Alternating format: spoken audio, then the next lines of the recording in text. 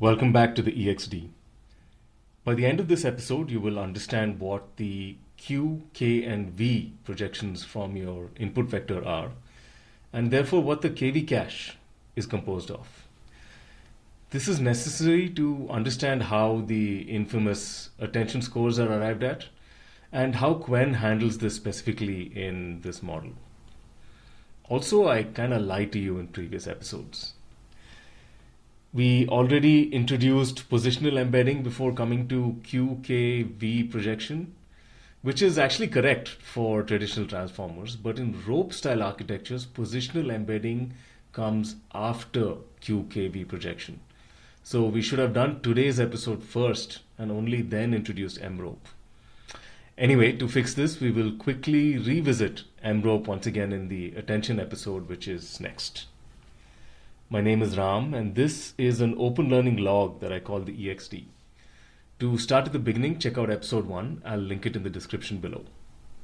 Okay, let's start.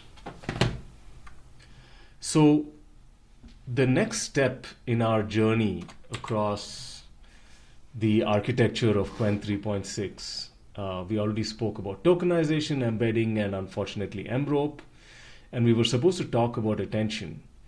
But in order to understand attention, we actually need to first do something interesting with our input vector. We kind of explode it into 3 different dimensions, which are called, or spaces maybe, or into 3 different vectors. The Q vector, the K vector, and the V vector.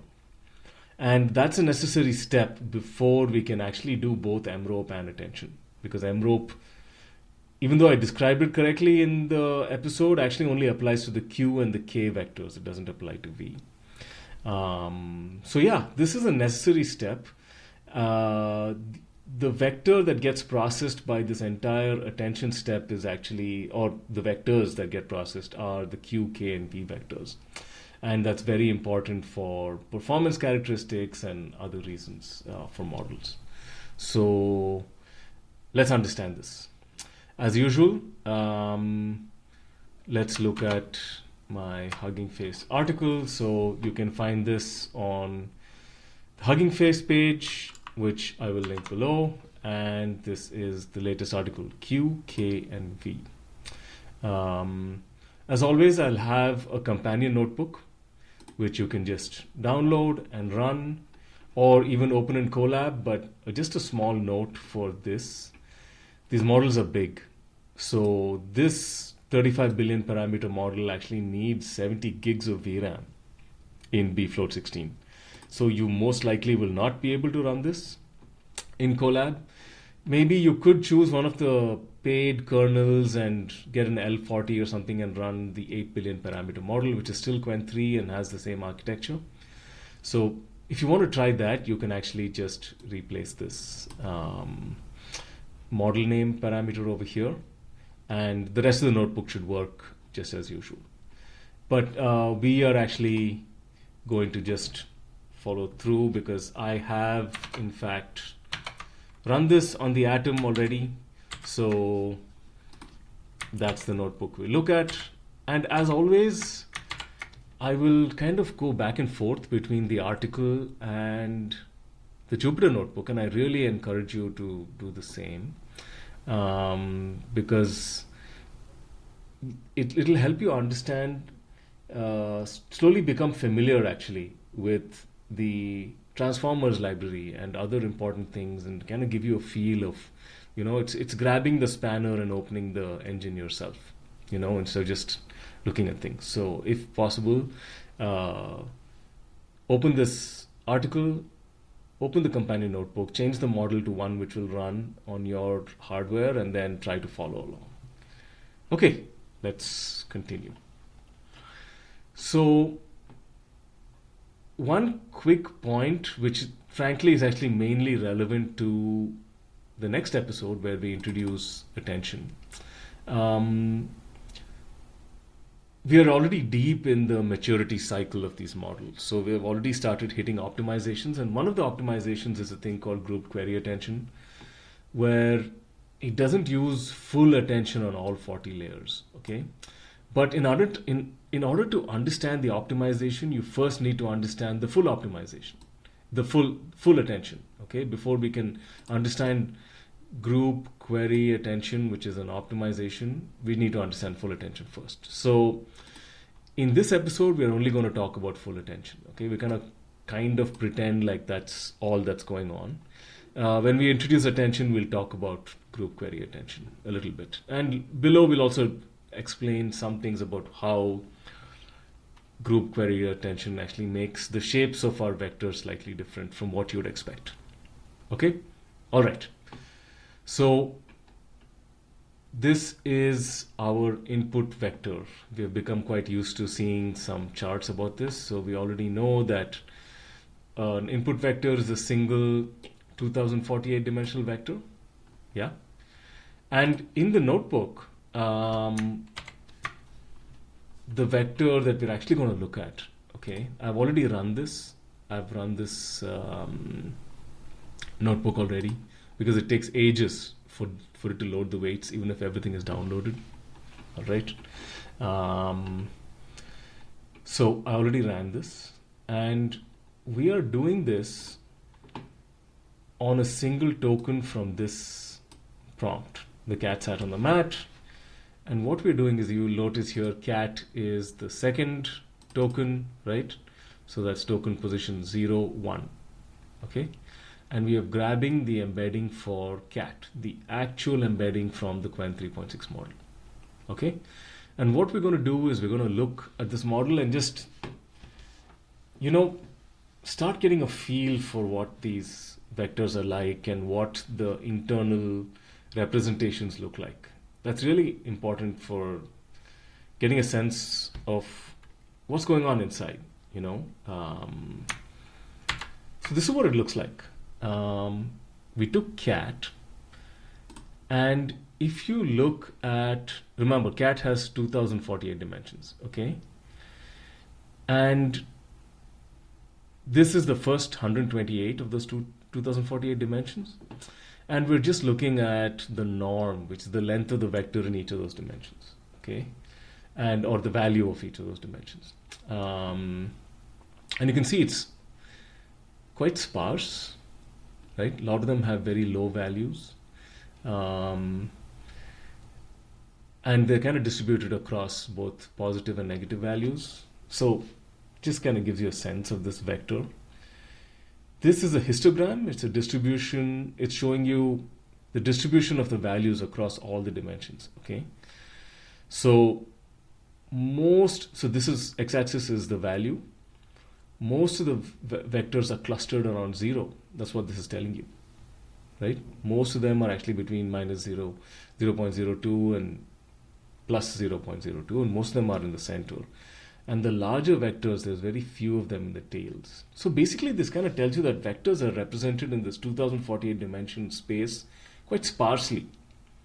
They're kind of not heavy in all the dimensions. Another way of thinking about it is like thousands of vectors, different tokens, kind of all point in very differently inside this massive space. Okay? To further underscore that point, this is the third graph, is a graph of dimension rank by value. So basically by the absolute value. So what you do is you take the absolute value of all the dimensions and rank it from first to last. So this 0th dimension is the largest vector that you have. And the y-axis is the cumulative variance. How much the vectors vary as you add more and more to this set, right? That's the cumulative variance, right? And obviously, as you add more and more vectors, the variance increases between those values, right? Between those absolute values. But what we see here is that 90% of the variance is accounted by less than 1,000 of those 2048 vectors. So less than half the vectors actually carry most of the signal. This is just another way of showing the same thing that we're seeing in all these other graphs. We're seeing that most of the variance comes from here. In fact, as you go to the end, because most of these vectors at the end towards the lowest ranked by value dimensions, most of them are 0, so there's barely any variance over here. Okay, so this entire section, more than half of the vectors can only explain this tiny bit of variance, this 10% of variance. The remaining 90% of variance comes from 0 to 900 and whatever. Okay, this is just to give you a sense of the vector inside. Okay, heavy in some dimensions, not so heavy in others. These feelings will become useful as we go through this course. Okay, so cool. So before we proceed, what we do with this input vector, which looks like this, is we actually multiply it with 3 different learned weight matrices. Okay, these are the parameters and learned matrices that are created during training. The Q matrix, the K matrix, and the V matrix. And the reason I did the linear algebra episode before this was to give you a sense of what will happen if I take a 2048 dimensional matrix and say multiply it with the Q matrix, which is 8192 times 2048, right? So remember, if you have a matrix with n dimensions and we multiply it with an m by n matrix where those dimensions are the same, the numbers are the same, then what pops out is a vector of size 8192, right? Do we remember this from the last episode? That's what we do. So what we do is we take our vector, this initial vector which has all these properties, and we simply just multiply it with these 3 learned matrices. Okay? So it's that simple. Your input vector for each token now gets projected into these 3 different spaces.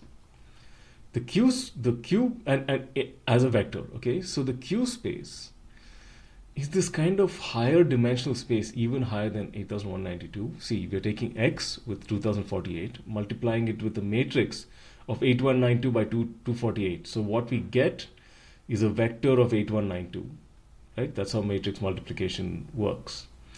You basically, each value is summed across all these rows and populated across all these columns. So you get a vector in now 8192 dimensional space. Don't worry, we'll understand what that is. So this is projected up. The query is projected up. K and V, which stand for key and value, are projected down. So this 2048 dimensional vector is projected down into a 512 dimensional vector, okay, by multiplying it with the matrix, which is 512 by 248. And the same is done for V. Okay, so we produce these 2 smaller vectors, key and value vectors.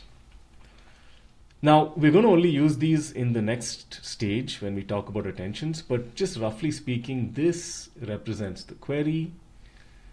The key represents sort of an index of what the token is, and V is what content does the token contain.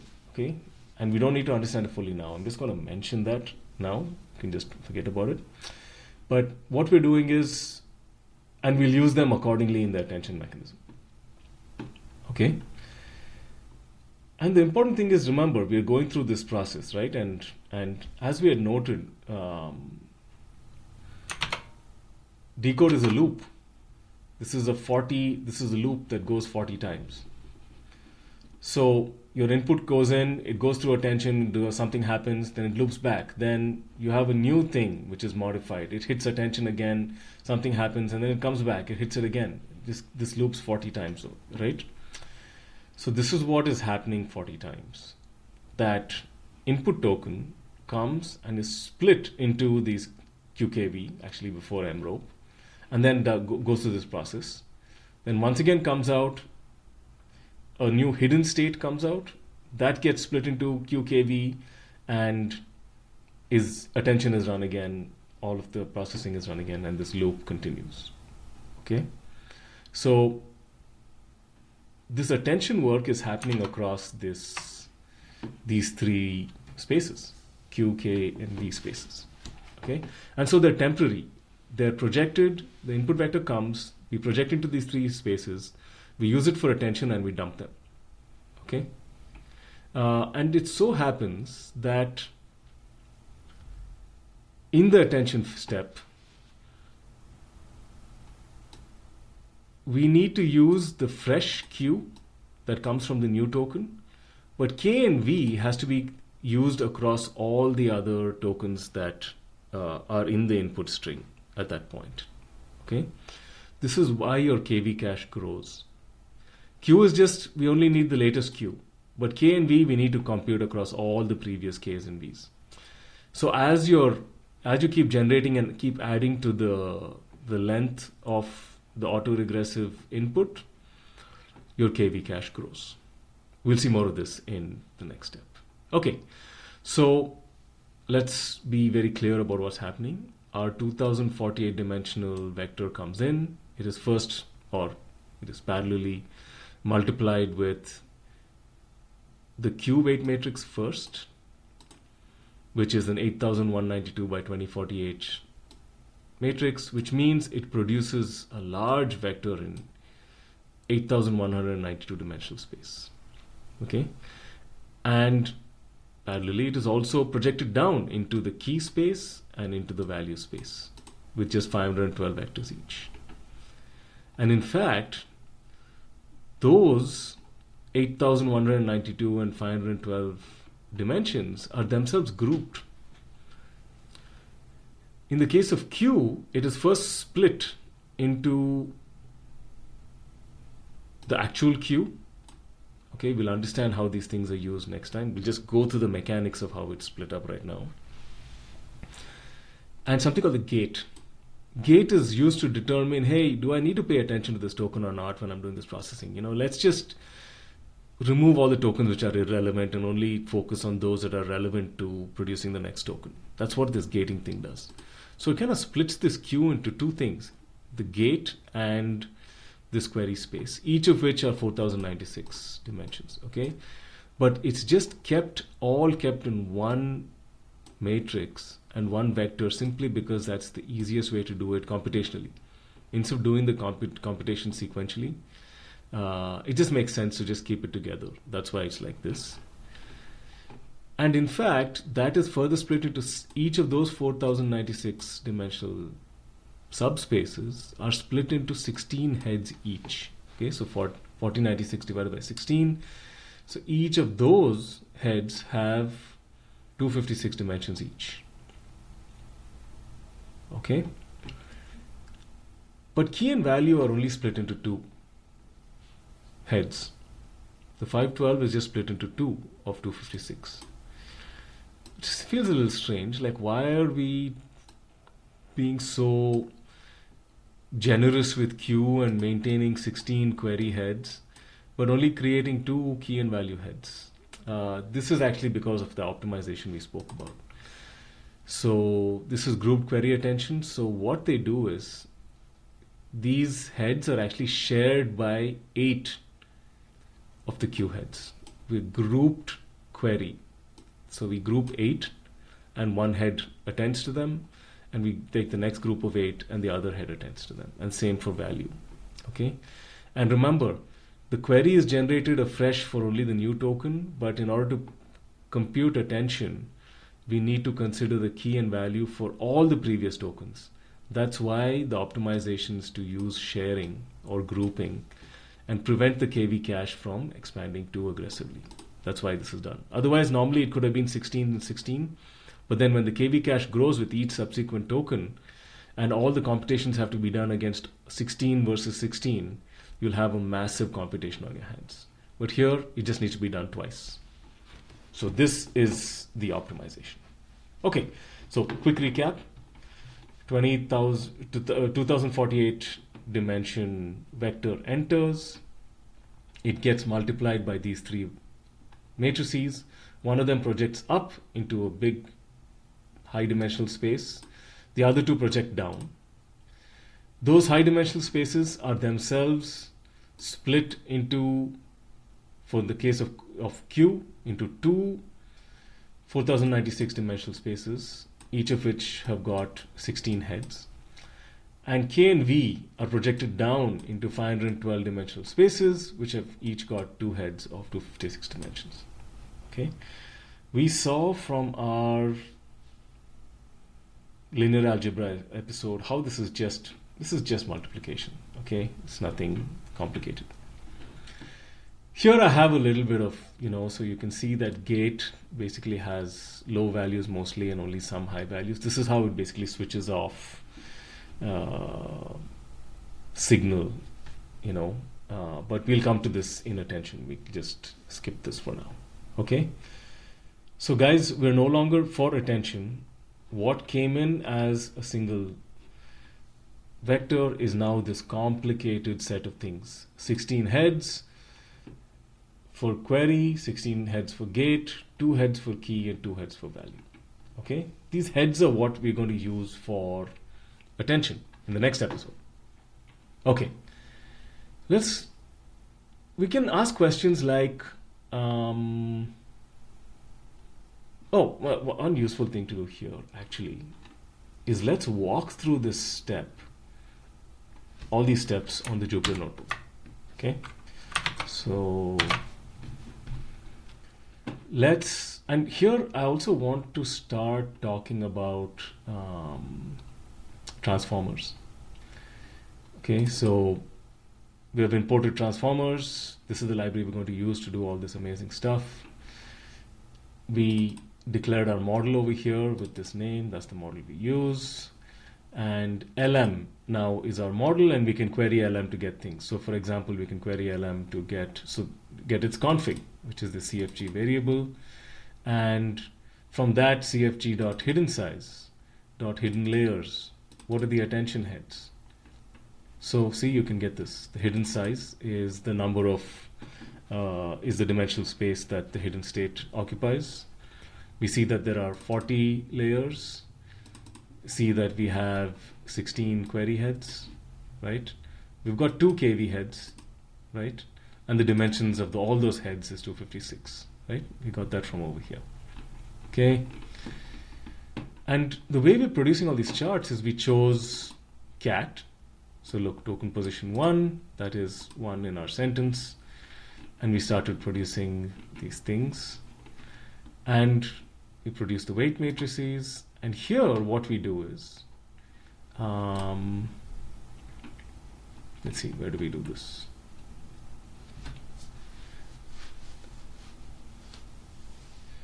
We use cat and actually calculate the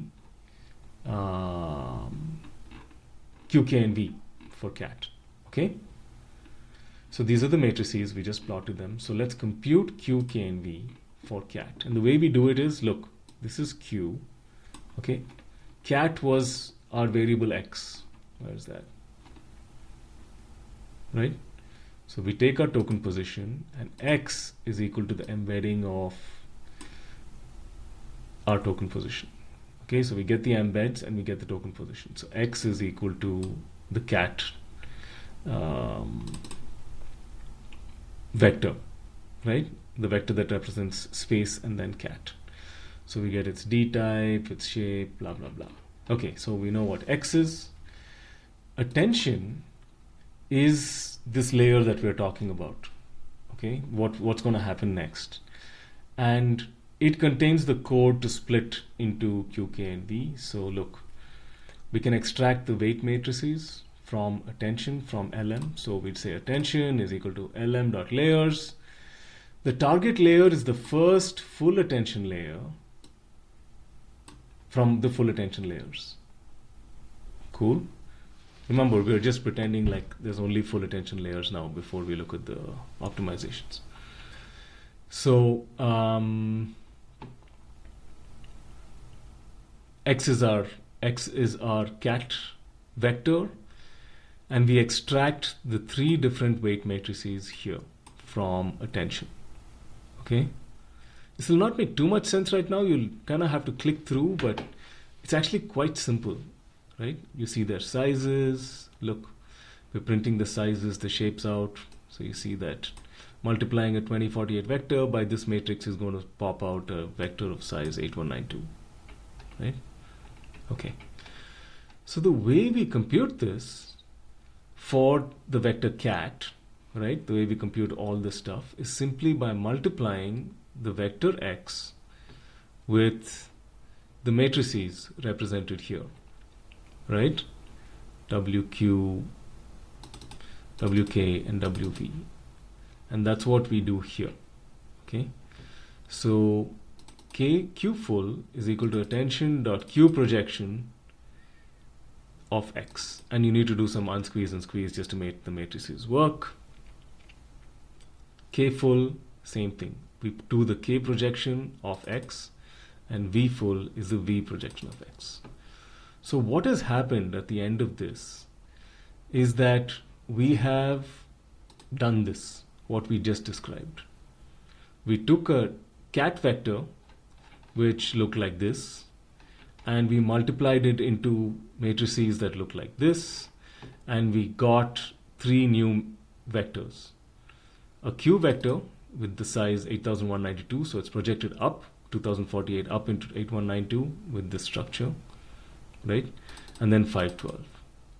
Let's look at this structure, right? So here you can see you can actually split it. You can use it and actually split into the halves and then query the shapes. And you'll see that all of it checks out, right? So Q query only is of size 16 by 256. 16 heads, each of 256. Gate is the same, but K and V are just 2 of size 256 dimensions each. Cool. So there are 8 query heads for every KV head. And then we have the gate, and we can do all this. Okay. So now that we have our heads, and this is the stuff that we're going to work with to generate attention scores in the next episode, let's just kind of look at these things and see what they're like at the head level. Kind of like we're kind of looking at this newly exploded vector at the resolution of heads right now. So if you look at this, each head's norm, this is kind of like what is the size of the vector inside the head. Remember, each head is a 256 dimensional subset of that massive vector. And you can get its length in just those 256 dimensions, right? And the idea is that heads with higher norms will produce larger attention scores. So you can see that all the heads have differing amounts of strength, so to speak, right? So some of them are smaller, like this 14, some of them are big, like this 8. And the same is true for K and V. So these are the norms for the token cat. We're doing this with the actual token cat. Okay. This is just to show you that these different spaces have different amounts of effect on sort of the attention scores, which we'll do next episode. Okay. Are they really different? So let's see if you can see this.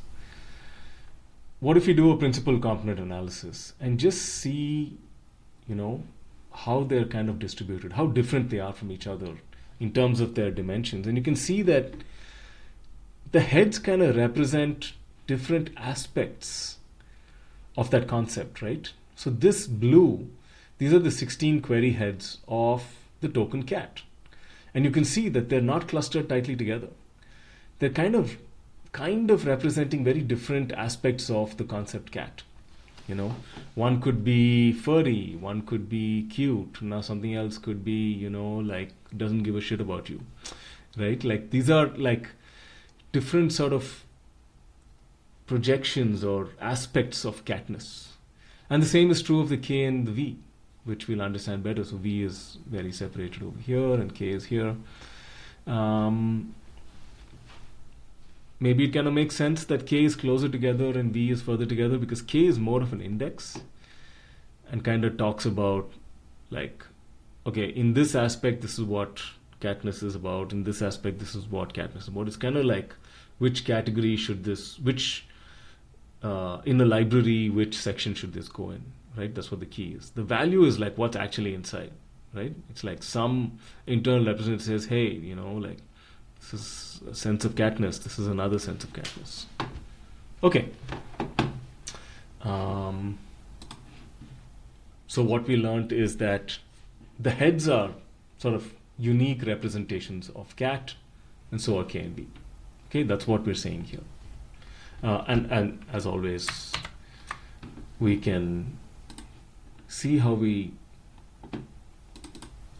calculate this. There are direct commands for all of these, and it's just printed out. Most of this is just printing text, so it's mostly noise. Okay. And how similar are the heads to each other? This was strength of signal, okay? Just to clarify before we get confused. When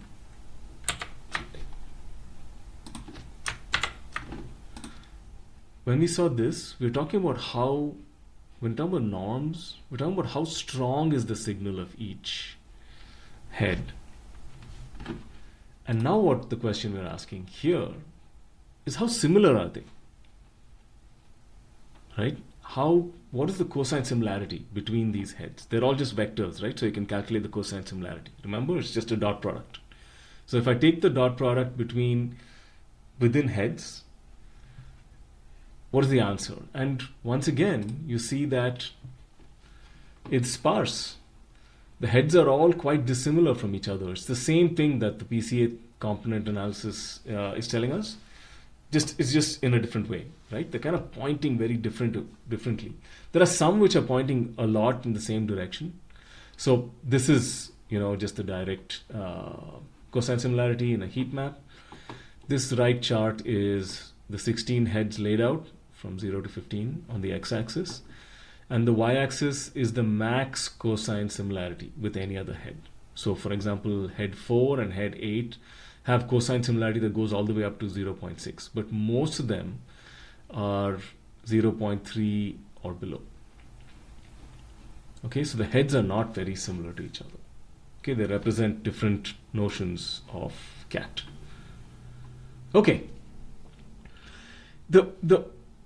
maybe it's useful to pause here and talk about why we're doing this. Why are we kind of empirically looking at these vectors, doing the mechanical steps of breaking them up into the Q, K, and V as the model expects, and then empirically looking at what those vectors feel like? It's so that we can get a sense for how these things work inside.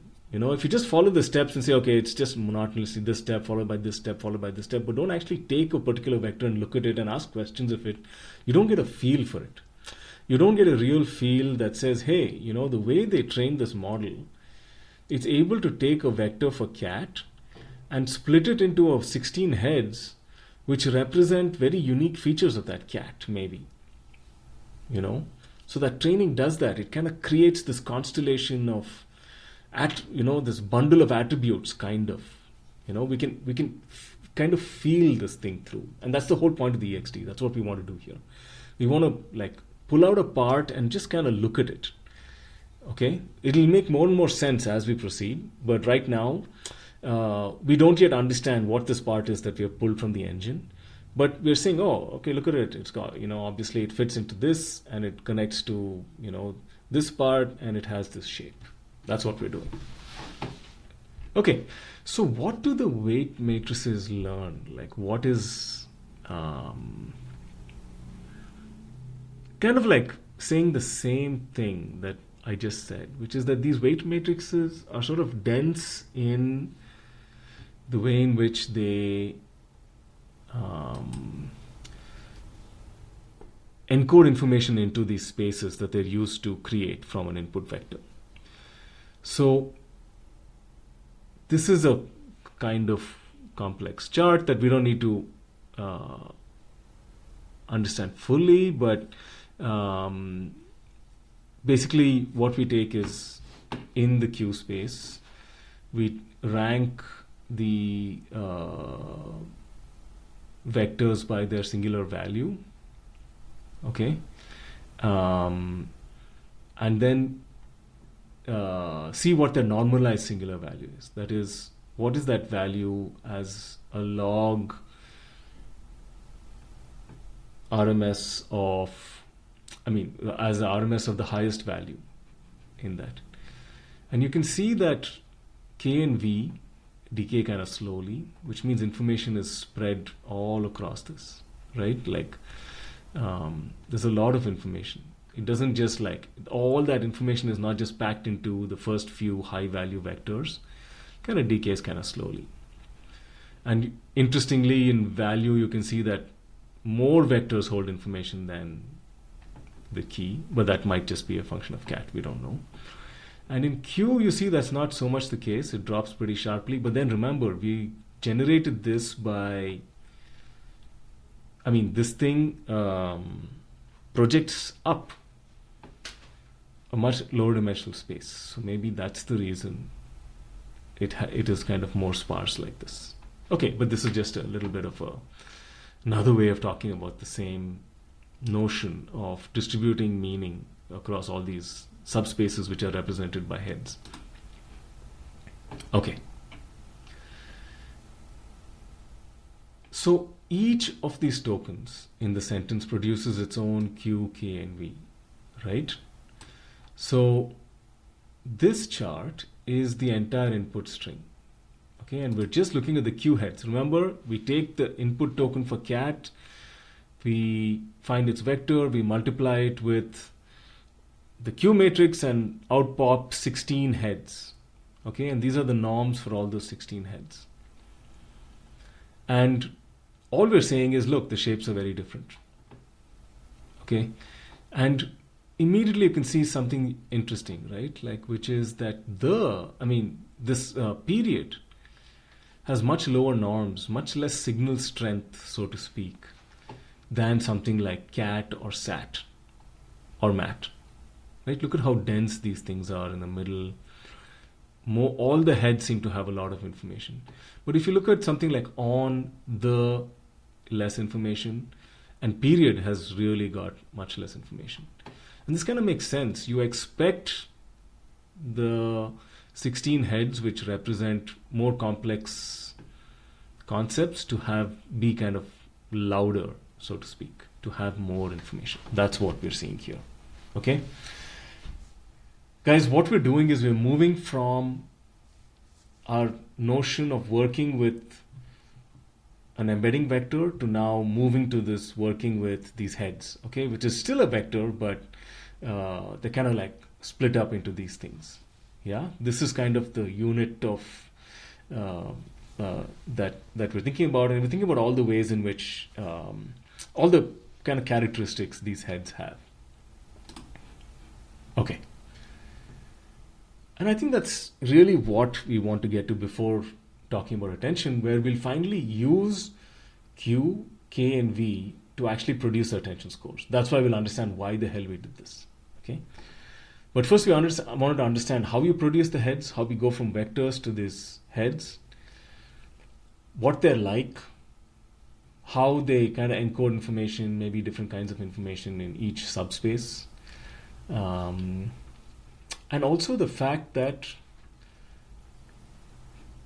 there's a certain cost to this, right? Generating this for each autoregressive step is going to be quite expensive. So here we just have a very quick, sort of computation of how much it costs. And for a 7 token sequence, across 4 full attention, we're talking about 1 billion flops, right?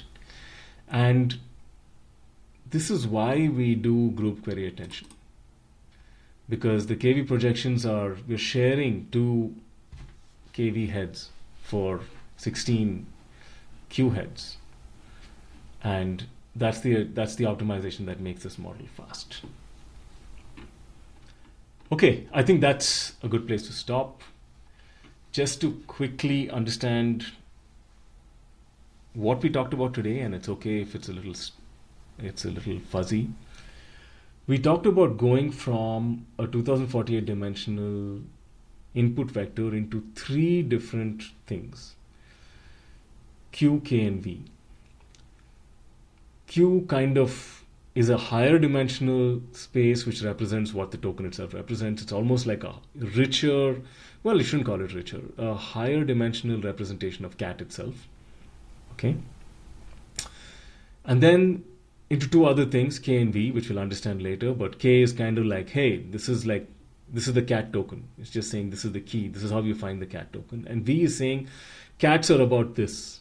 They're furry, cute, blah, blah, blah, sort of, roughly. And we just went through the mechanics of how we do that, how we break them up, how we project them up, project them down, and create all these heads.